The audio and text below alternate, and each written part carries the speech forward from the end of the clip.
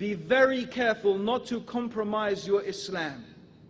Because some people who have nuclear bombs, who build aeroplanes, who seem to have lots of money, and who seem to have lots of technology, and they seem to have done amazing things, so we become so awestruck that we think, because they achieve this, everything they say must be right. And then we do everything to explain our religion on their terms. But the reason why these ideas have come up is because we now feel we have to adjust our religion to make it fit these ideas that are coming out from the West.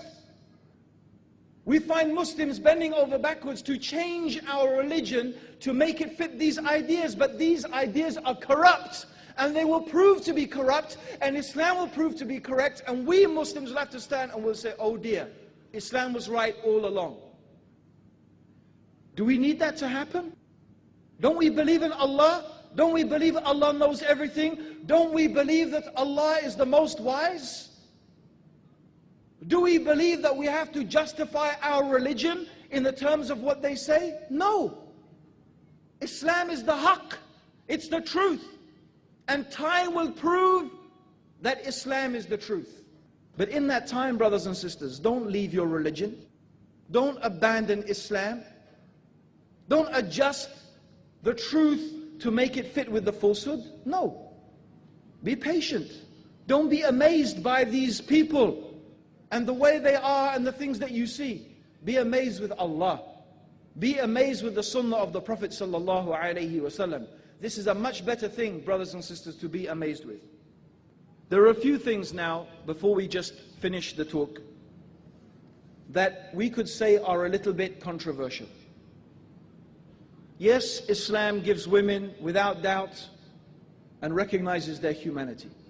Islam gives women and men their rights by defining for them the natural position and the natural situation which the men should adopt and the women should adopt. And this is liberating them so that they can fulfill their true nature, just like letting that dolphin out into the ocean, just like paying the worker their wages.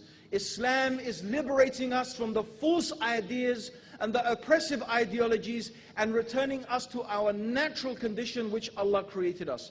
But some people have some questions about some certain things in Islam. One of those is the hijab. One of those is the issue of polygamy. One of those is why 2 women witnesses to 1 male witness. One of those things is how come the man can divorce the woman and the woman can't divorce the man, except she has to go to court. And how come Islam allows a man to beat his wife? Now it is worth answering those questions. It is worth answering those questions. Let us start with the last one. First of all, let us examine the verses. Let us examine the verses that talk about this. The Quran does not say, and the man can beat his wife, just like that. The Quran is clearly telling, first of all, that Allah has given the man a responsibility to ensure that his family, his wife, his children are following the straight path that leads to Allah, the straight path that leads to paradise and goes away from the hellfire. This is the responsibility the man has been given. Now all of us recognize, for example, any government has the responsibility to care for its citizens. Is that true or not? Yes? And does not every government have the responsibility to prevent criminal action? Yes or no? Isn't it the responsibility of government to arrest the thieves and the murderers and the rapists and to do something with them to prevent that happening and to prevent that evil spreading in society? Is that not the duty of government? Yes or no? And don't we all recognize that governments are allowed to use some type of force in order to arrest such people and to prevent them from their harm? Yes or no? Is there one place on the face of this earth, except maybe some little island somewhere there's only 10 people and they're all related maybe, where you don't have a police force who has to arrest people, who prevents riots, who prevents evil. Is this true or not? You have every country, every place in the world, this exists. Yes or no? Yes. So we recognize that those in authority have the right to use force if they have to prevent some evil taking place. What is the problem, therefore? That Islam has given the head of the household some allowance to use a type of force in order to prevent his family from falling into evil. And that force has conditions on it, and it has prerequisites to it. The first thing the Quran mentions, if you perceive some evil, or if you see some evil, this means some evil, some Islamic evil, something that is haram, something that is disobedience to Allah subhanahu wa ta'ala. And Allah also mentions in these same ayat that the believing women, they are obedient to their husbands and they guard in their husband's absence their chastity. So if someone sees that his wife is going astray or his family is going astray, then Allah has given a system of correction to prevent this crime that will lead to something much worse than prison, lead to the hellfire. First, Allah said to the man to admonish the wife. First you tell her, like you would tell anyone, giving them dawah, with maw'idah, with a nice exhortation. وَجَدِلْهُمْ بِالَّتِي هِيَ أَحْسَنُ, and explain to them in the nicest way. بِالْحِكْمَةِ, with wisdom. Oh my wife, don't you see that Allah said this? And don't you see that the Prophet ﷺ said that? And aren't you afraid of Allah's punishment? And don't you want Allah's reward? And this is the wisdom and the benefit and the reasons behind this, that you should do this and this and this. So this is the first stage of advising his wife, of exhorting her, of teaching her, of reminding her. If this does not work, then he can take another step. And another step is that he turns his back on her in the bedroom. He turns his back on her because it is something the wife loves from the husband, that he is affectionate towards her, even in the physical sense. It's something that the woman loves from her husband. Actually, if the husband is already like a cold fish to his wife, and only, hardly ever hugs her or kisses her, and, they don't even hardly look at each other except, once a month or something like that, then I don't suppose that him turning his back on her is going to have much effect, But this is not how the relationship between the husband and the wife should be in Islam. We are garments one for the other. The Prophet ﷺ used to play with his wives. He used to joke with them. They used to race with each other. They used to take showers. Used to take ghusl together, and him and Aisha would fight to take the water from the bucket. This is Islam.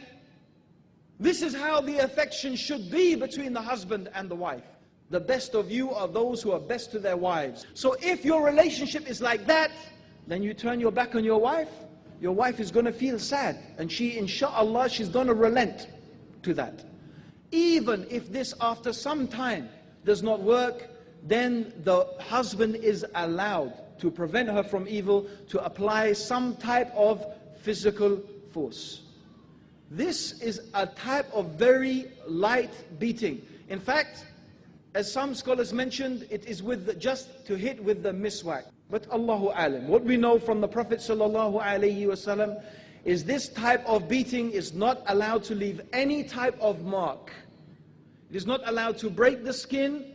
It is not allowed to break a bone or even leave a mark on the skin. A beating that is that severe is forbidden, and this is a type of assault. And it's haram and a crime in Islam to treat your wife like that. But a type of physical reprimand in order to bring her to goodness is allowed. This is not an excuse for a man to beat his wife. It's not allowed. Just for any reason, because you're angry, you're upset, because, oh, the dinner's not ready. What is this? This is not the way. This is not Islam at all.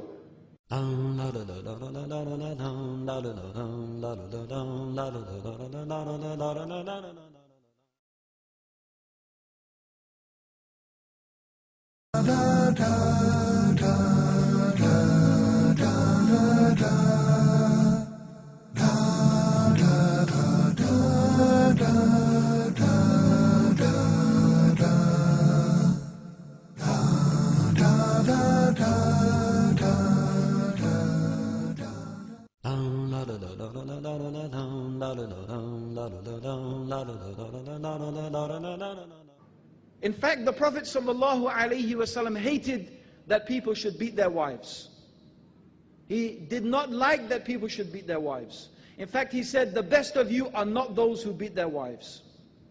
And in fact, he used to prohibit it until Umar actually came and complained that we cannot keep the women under control, that we have to allow some type of physical thing for us. And the Prophet allowed it, but he said, but the best of you are not those people who do it. You shouldn't ever have to even raise your hand at your wife. But in an extreme situation, Allah has given the man a degree of authority in order to prevent them, to save them from the hellfire, then this small type of allowance has been given. This is to do with the fact that Allah has given the man that responsibility and that authority, and Allah will question him about it. Okay. The second thing is about the witnessing. 2 women witnessing to 1 man. This is due again to the nature of the woman and the nature of man in society. In general in Islam, the woman is the one who cares for the children, who cares for the family, and she has that task and that responsibility. Whereas the man in general is the one who is earning the livelihood, earning the money, and that is his responsibility. Therefore, in these issues of financial transactions, we need 2 women witnesses, one to remind the other. But this is only in this area. There are other areas where women are more expert. For example, in the issue of childbirth, or in many other issues, we could say that the women are expert and we don't need 2 women witnesses for 1 man. In fact, the witness of a woman will be more valuable than the witness of a man in those instances. But it is only in this specific, some few specific cases that Allah subhanahu wa ta'ala made that the case. Now the issue of polygamy. Actually, this is going to be, maybe sound strange to people, but polygamy is not for the men.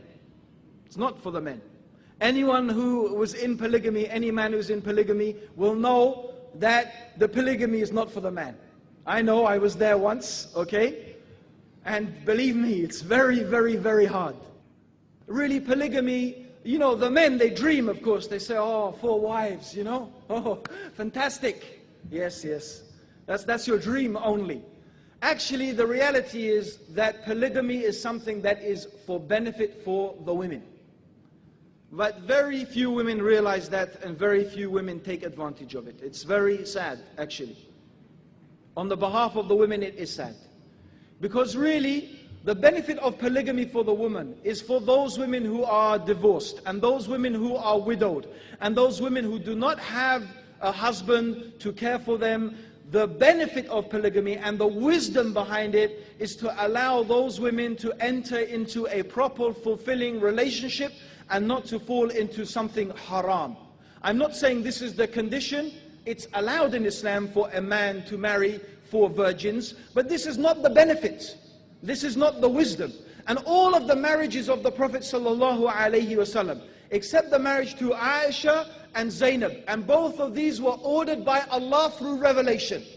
Both of those marriages were ordered by Allah to revelation. But if you look at all the rest of the marriages of the Prophet ﷺ, every one of them had a social or political benefit. Either the benefit was in building the relationship with some tribe, or he was helping one of the wives of his companions who had died, and he did it out of care for them, and so on and so forth. All of them had a benefit. And in fact, this is something that in society generally is beneficial for the women. And it's advantageous for the women.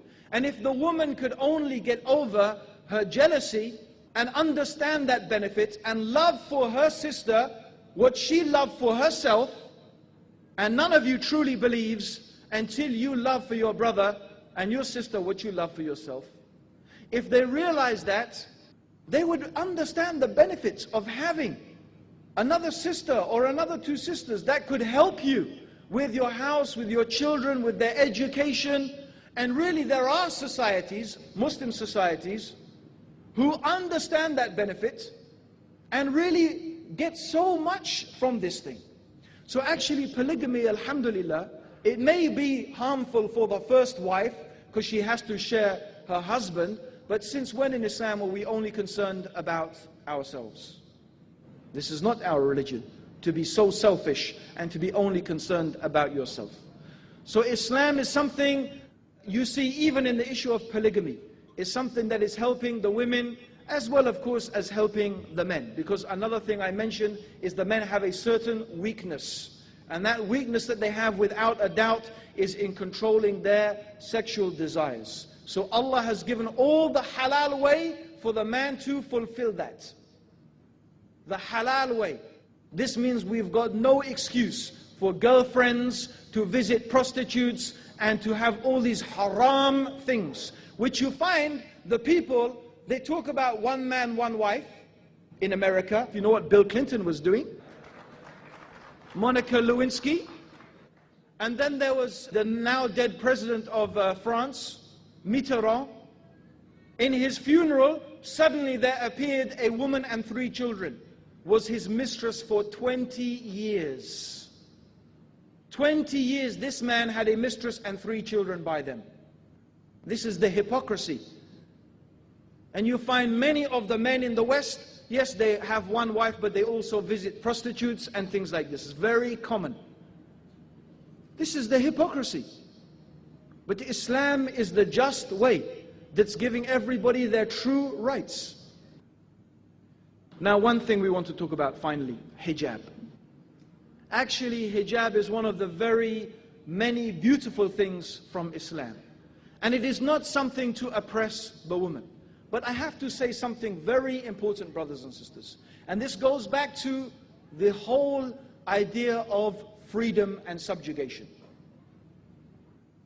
Every society recognizes that the human being, each individual human being, you, me, individually, all of us, men, women, children, old people, young people, we have certain rights as individuals. Yes? But we also live together in families, in villages, in towns, in cities, in countries. We go to schools, we work in companies and organizations. Human beings are social beings. We are not just individuals. We also work together and live together in communities. And we all recognize that for the sake of the community, some of the freedoms of the individual have to be limited. For the sake of the public good, we are not free. It's really ironic right now that what is going on in America since September the 11th, George Bush is saying, in order for you to be free, I have to make you less free. So in order to preserve our freedoms, I have to make more laws that are going to make you less free. So to be more free, you have to be less free. Does that make any sense? No. It's double speak. Double speak. But what he's really saying is in order for us to keep on living our way of life, we have to make some laws in order to take away some things from our way of life.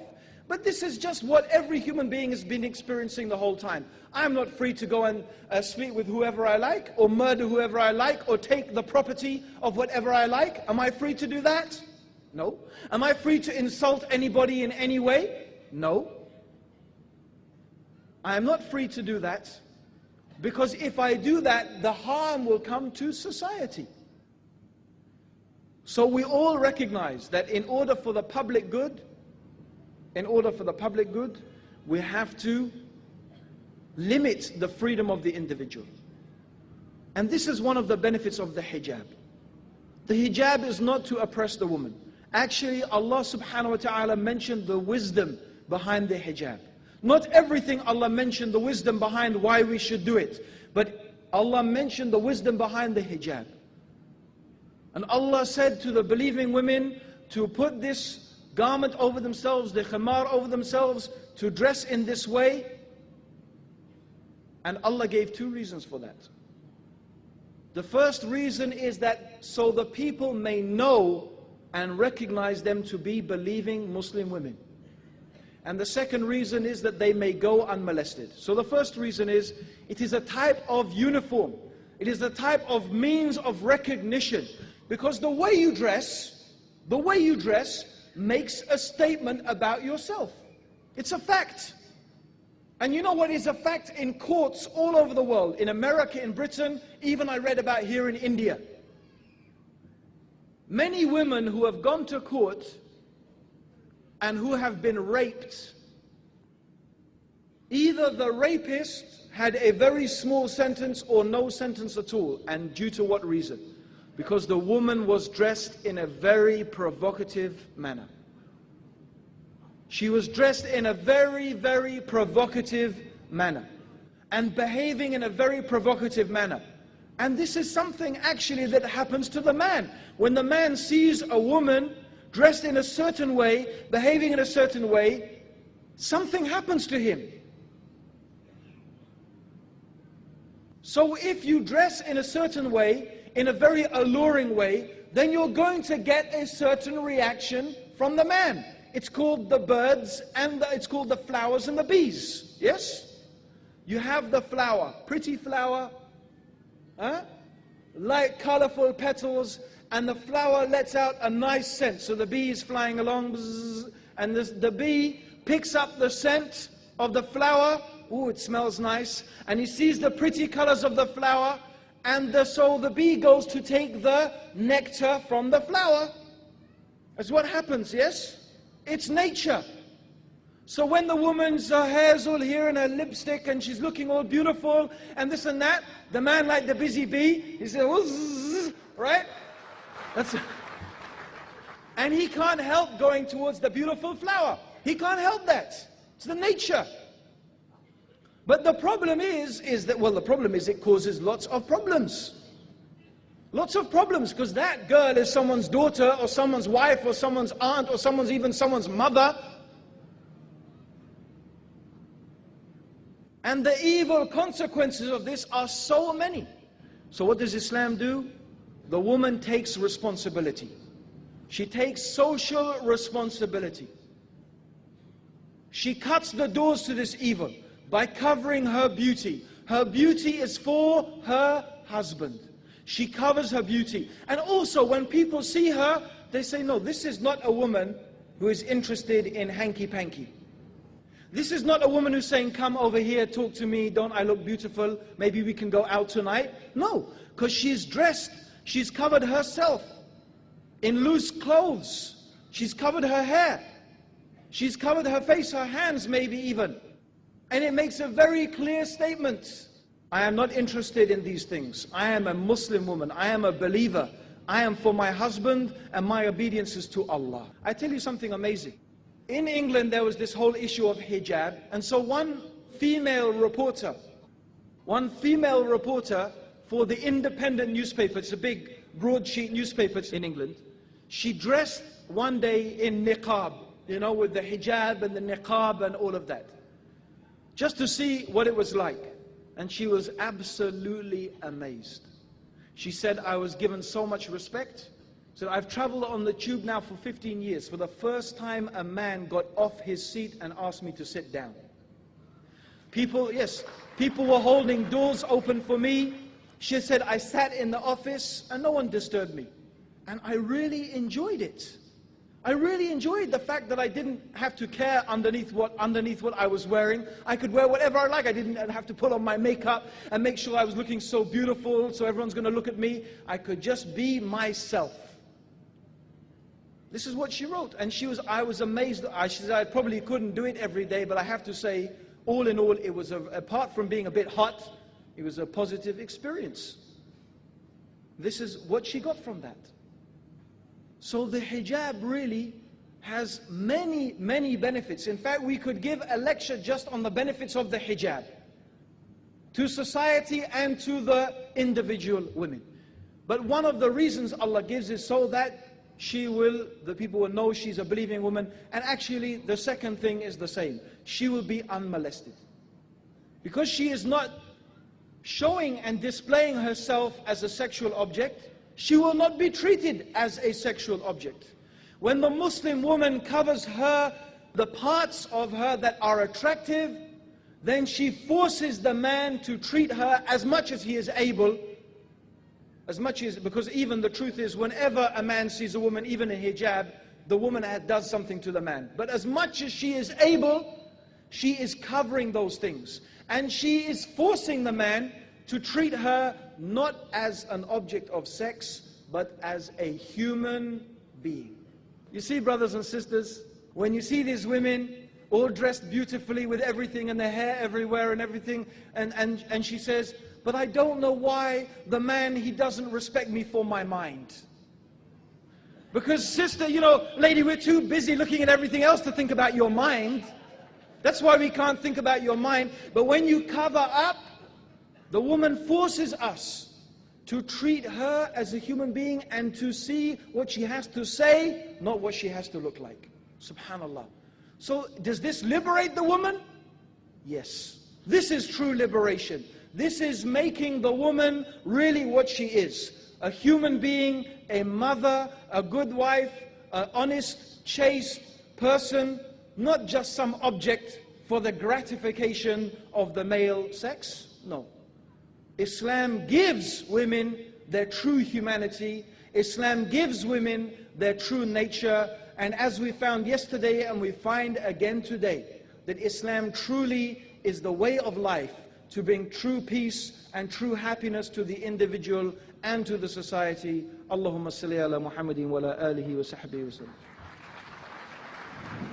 Jazakallah khair, brother. Alhamdulillah. Now we go to the question and answer session. We have mics placed here on my right and left and one in the women's section. If there are any non-Muslims who are interested in asking questions, they need not have to limit to the topic. They can ask from anywhere, any doubts can be cleared. And we have a first question which was placed by a brother, by Narayanan. What is the position of women as per the Quran? Are they given equal right compared to men? Will you recommend equal right in the modern world? The question, we were asked him to come here, so now I request Brother Green to give an answer to this. My whole lecture was answering this question, in fact. But anyway, as I made it clear, maybe I didn't make it clear enough. In general, Islam gives men and women equal rights. Equal rights. Whatever Allah has ordered to the men, Allah has ordered to the women. In general. Whatever rights Allah has given to the man, Allah has given to the woman. In general. So generally the rights of the men and the women are the same. What Allah has ordered for the men, Allah has ordered for the women. There are only a few exceptions. Number one, we need two women witnesses to one man witness in crimes, so on and so forth. We need two women witnesses to one man. That's one difference. The other difference is in inheritance. The woman only inherits a half of what the man inherits. And this is not injustice at all. Absolutely not. And it's not inequality at all. In fact, it is amazingly generous to the woman. Because Allah did not oblige the woman who inherits to spend any of that money on her family, on caring for her family. That is the obligation of the male members of her household. Allah made men the maintainers and protectors of women. If not her husband, then her father. If not her father, then her brothers and her uncles, and so on and so forth. They are obliged to maintain and protect the woman. The woman should not have to go out and work. It's her right to stay at home. It's her right to look after the children. And if the male members of her family cannot do it, then the society and the government have that responsibility. So when a woman inherits, it is only for her. When a man inherits, he has to spend from that money for all of the women under his care in the family. So that is justice that he gets more, because he has much more obligations. Okay? So this is the wisdom behind the woman, she only gets half the inheritance. And another thing I mentioned is that the woman is not allowed to divorce her husband by saying, I divorce you. In order for the woman to get a divorce, it's permissible for her to get a divorce, but she has to go to the judge in order to do that.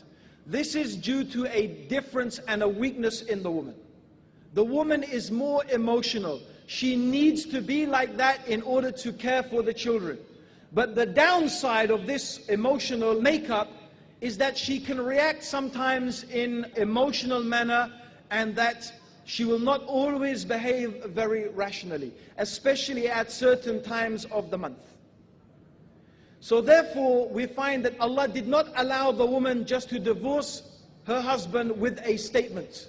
Because I truly believe that if that was the case, most marriages would not last more than a month. Really. And I don't say that as a joke, I say that from my own personal experience.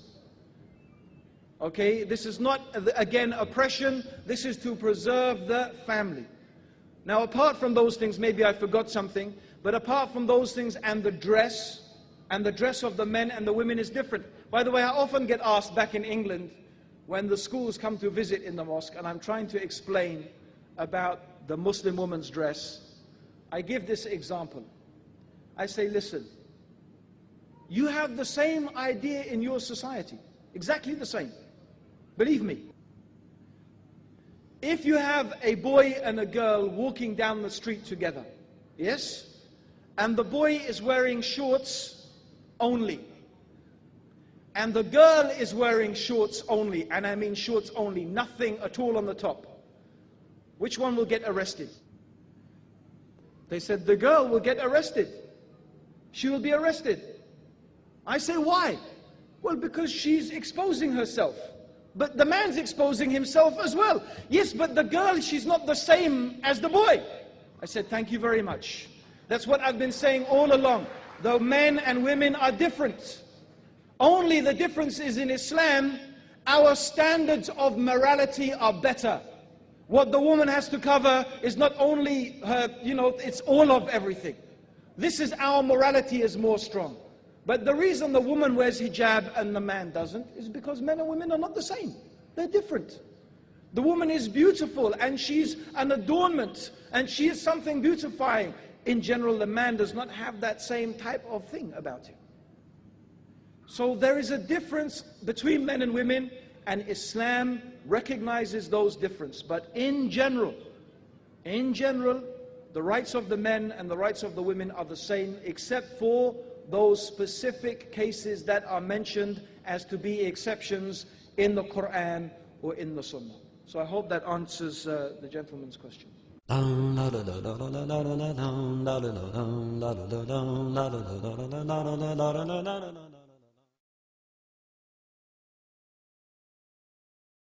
Choices, chances, dreams and goals, many mixed emotions in my heart and soul. For some I made a plan and did the best I can. If God wills, things can happen, after all I'm just a man.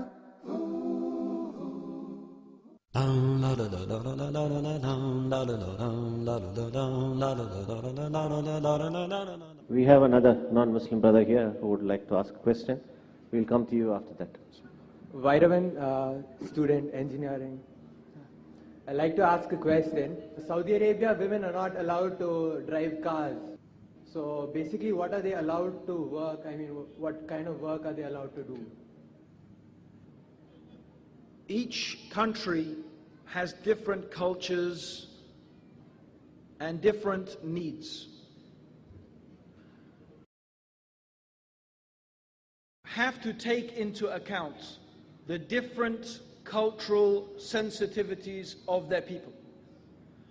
The purpose of the scholars and the statements they make and the laws that they implement in the society has the objective of promoting good and prohibiting evil. If I know my people, for example, I try to think, I can't think of another example. But if I know that my people, for example, if they do a certain thing, or they meet in a certain way, then that is going to lead to violence, or that is going to lead to some type of big evil, like fornication or something like that, yes? Then my duty is to prohibit that thing from taking place, yes? Maybe in England, they say the English are very cold. I don't think that's true, actually. But anyway, they say the English are very cold. And maybe the people in England do not have this problem. Or because we in England have now 100 years, we've had 100 years of women and men participating a bit more equally in society. Yes? So the issue of women driving is not a problem in England, or in Malaysia, or maybe in Indonesia, or in some African countries where it's very normal. But in Saudi Arabia, due to their culture, that's their culture, not the religion, but the culture is something different. Women driving would cause many, many problems in society. So the scholars said, in Saudi Arabia, the women should not be allowed to drive because it would lead to many, many problems. Maybe in 20 years' time or 30 years' time, it will change. And we will see. But right now, the scholars have the right. And if you ask the scholars in Saudi Arabia, they will say this law is only for Saudi Arabia. It's not for England. It's not for India or Pakistan or whatever. No, this law is for Saudi Arabia because this is our people and we know our people and we know this thing will have a harmful effect on society. That's the reason that law. So it's not really from the Quran and it's not really from the teachings of Prophet Muhammad. It's not from Islam as such, but it is something generally that they do in order to prevent evil, which is allowed to do that in Islam. Yeah? Yeah. Mr. Narayana? I would like to know why women being denied a seat on these days, despite their holding coveted position in the world, like heading a country. Could you speak louder, please? Yeah, and I think he says, why something to do with Muslim women leading the country? Yeah, despite Yes. heading a state. And is it male chauvinism when... Okay, well, I think I understand your question. One of the things that is true that Islam does not allow, and certainly we say it does not encourage it, and I would say it is correct to say Islam does not allow it, is for a woman to be the leader of a country. In fact, in general, Islam does not encourage the women to be in charge of the men, or even for the women always to be in charge of their own affairs. You see, if you look at even in the prayer, when the woman is the imam, she is standing next to and in the same line with the other women, not in front of them. I wonder why. And in fact, sisters, you know better. And my wife is always telling me, oh my husband, you don't know what women are like. I say, it can't be that. You don't know what women are like. They are like this and they are like that. And they are like such and such and this is from my wife. From my wife. And we find that women have something in them that they get very easily jealous, and as my wife says, they can be very catty, you know? You know, they scratch each other too much, you know? And so this thing between the backbiting and the snide comments and these things about the women is something that happens amongst them. So leadership for women is a big trial and a big tribulation, and it's not something Allah put generally in their nature. In fact, the Prophet ﷺ said that no good will ever come to a country who has as its leader a woman. And this is an authentic saying of the Prophet ﷺ. This is not because women, again we go back to what my whole talk was about. It's not because women are inferior and because men are superior. It's because Allah didn't make women good at that. Allah made the women good at plenty of things. And Allah made the women good at things that men are absolutely no good at. For example, brothers, how many of you can stand listening to a baby crying for more than about 5 or 10 minutes? Me, I'm telling you the truth. If the baby is crying, I'm saying, someone pick out that baby, someone stop, do something. But for some reason, the women, they can listen to a baby, and they have to. They have to get on with their work. You know, the baby sometimes cries, it just cries. It doesn't really need anything except to be picked up. But the woman has something in herself that allows her to have patience with that, which the man does not have. This is a quality Allah put in the women. So it is actually an oppression on the woman to push her to be the leader of the company, the leader of the society, to be the judge, to be this. This is the Western society is oppressing the woman. And you find, what do you find? That these women go out, they cut their hair short, they wear dark clothes, they put everything, and to do what? To look like a man. They have to make themselves masculine in order to be accepted in society. Why? Because it's the nature. This is not oppression, it's the opposite. It is liberation.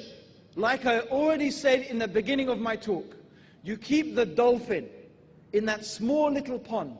You may enjoy watching it jump, but you know, when you think about it, that is very sad, and that's a horrible thing to do to the dolphin.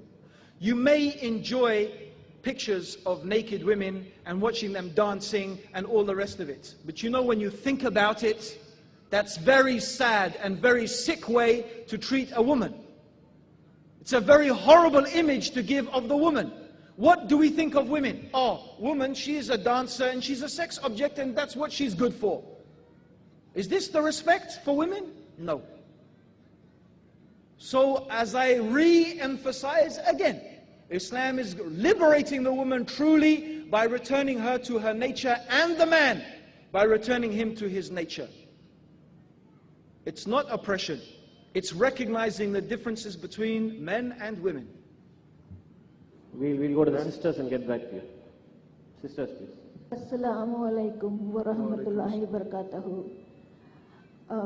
MashaAllah, Allah has given me a very good husband, 3 good children, 2 daughters and 1 son. My son asked me, Ma, what does it really mean to say that paradise lies at the feet of your mother? Is that the question? Yes, I have to give him an explanation. I was Yeah, it's a very good question. Okay, I just wondered if you'd finished. Okay, that's yes. What does it really mean? That's a lovely question. And it's lovely because I think he wants to go to paradise, alhamdulillah. And he realizes that, yes. And in fact, the Prophet ﷺ said, may his face be rubbed in the dust. This is the way the Arabs, meaning may he be humiliated. May his face be rubbed in the dust, may his face be rubbed in the dust, may his face be rubbed in the dust. Who is this, O Messenger of Allah? And the Prophet ﷺ said, a man whose parents reach old age and he does not enter paradise by serving them. So one of them or both of them. So paradise lying at the feet of your mother means being kind to your mother, obeying your mother and not disobeying her. When she asks you for something, you do it for her. When she tells you to do something, you do it. When she needs your help, you help her. You are kind to her and you speak gently to her and you do not speak harshly to her. Indeed, you should not even say uff or huh. You should never speak to your parents like that. This is the respect that you should give them. So this is what it means really in reality that paradise lies at the feet of your mother, means serving her and being kind to her and being good to her. And at the very highest level of being kind and being good means to advise her about her Islam. If you see her doing something wrong, to encourage her to do the right thing. And at the highest level of, and in equal with that, also does not mean that when she tells you to do something that is haram, you go and do it. No. How is that helping your mother or serving your mother? That is only helping her to go to hell.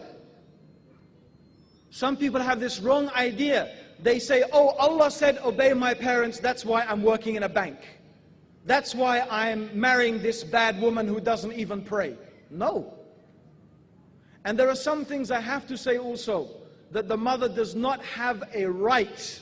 It's not her right to say to her son, marry this woman that he does not want to marry. She doesn't have that right. Because you know your mother will die. Your mother does not have to live with that woman. Your mother does not have to, in the nighttime, go in that room alone with the woman. That's not your mother doing that, that's you. So this is not the right of the mother. Although the son should respect his mother and listen to her advice. It's very important actually, although this is not my topic, and I think Abu Aliya, he already covered this. I didn't listen to all of his talks, so maybe he covered it already, and you should listen to his talk on that. But it's very important for us to understand that the son has certain rights that are his rights. It doesn't mean the mother can order him to do everything, but in those other things, like helping her and serving her, he should do everything that he can. And this is what it means, and Allah knows best, by paradise lies at the feet of the mother. Wallahu alim.